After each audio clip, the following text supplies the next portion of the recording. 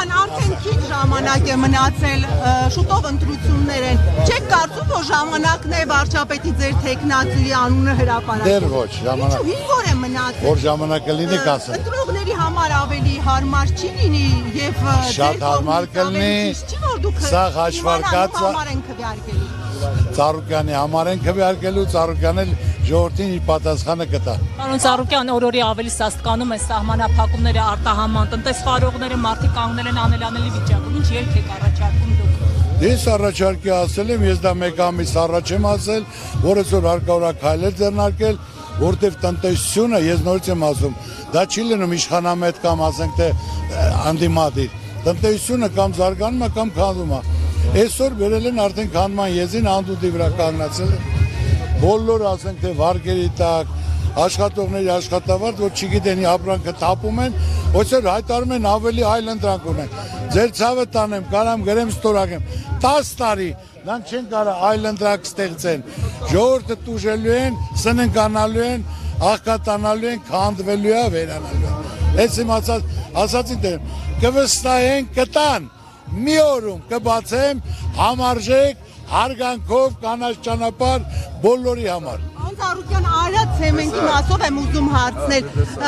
Դուք տեղյակ եք կառավարիչ նշանակելու մասին, կա խոսակցություն նշանակվել է, գիտեք, վարչապետ Փաշինյանը պետականացման մասին է խոսել, ինչ գործընթաց կա։ Ես ոչ մի բանից տեղյակ չեմ, միայն լսել եմ, ասել են, ես էլ ասել եմ, որ ես հիմնական իմ խոսելուց ժողովուրդը որ ավելի ասենք թե ընդունել եմ դառը հասկանալի խոսում են, ինքը լիարժեք նայելով հարցումներ անելով, դրա համար ինքը ունի ցելլար, չգիտեմ, 25 տարվա գործան առել եմ։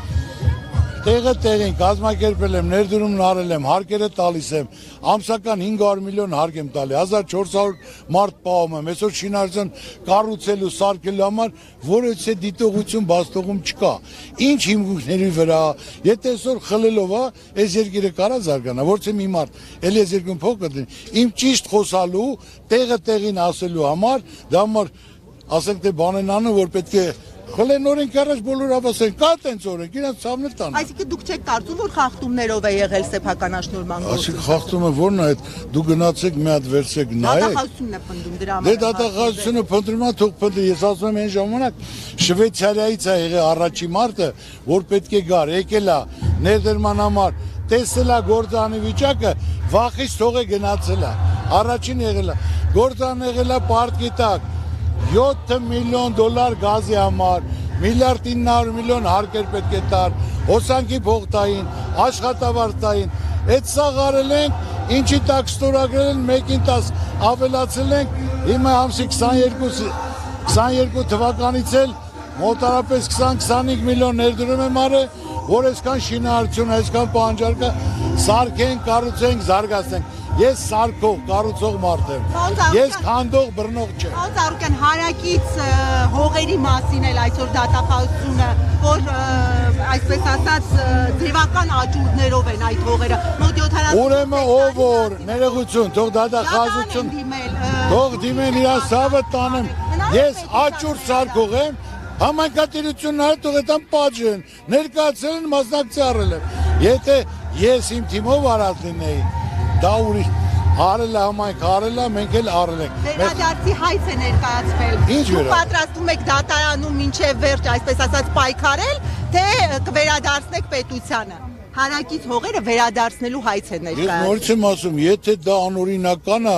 խնդրեմ, հարց կա, բայց եթե համայնքը ներկայացել է աճուրդ, տենդեր, մենք մասնակցել ենք, ես კი խաբարել չեմ, գնել ենք։ Ինչն է խնդիր։ Հիմա երևի ուզում են դա հետ վերցնեն, որ ադրբեջանցիները կանց եմ զավոտ էլ դնեն։ Թողան օրենքի հարաճ բոլորը հավասար։ Պարոն Ծառուկյան, իսկ բանավեճին առաջին համարների դուք մասնակցելու եք։